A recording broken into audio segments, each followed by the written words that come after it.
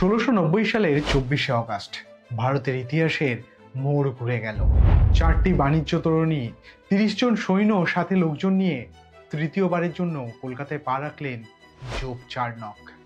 মুঘল সেনাদের সাথে সংঘর্ষ ও দেশীয় ব্যবসায়ীদের অভিযোগের ভিত্তিতে অর্থদণ্ডের আদেশ দিলে নবাবের সেই আদেশকে অমান্য করে গোপনে হুগলিতে পালিয়ে যায় জোপ চার্নক।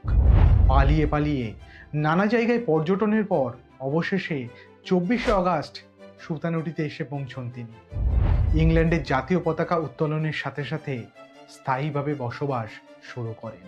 আর এই দিনটিকে কলকাতার প্রতিষ্ঠা দিবস হিসাবে গণ্য করা হয়। 1691-এর 10ই ফেব্রুয়ারি সম্রাট ঔরঙ্গজেব ইস্ট ইন্ডিয়া কোম্পানিকে একটি ফরমান প্রদান করেন, আর যার ফলে কোম্পানি বাংলাতে শুল্কমুক্ত এবং সারা দেশে বার্ষিক 3000 টাকা শুল্কের বিনিময়ে বাণিজ্য করার অধিকার পায়। 1696 সালে ইংল্যান্ডের রাজা তৃতীয় উইলিয়ামের নাম অনুসারে কলকাতার বুকে নির্মাণ কার্য শুরু হয় ইস্ট ইন্ডিয়া কোম্পানির প্রথম দুর্গ ফোর্ট উইলিয়ামের।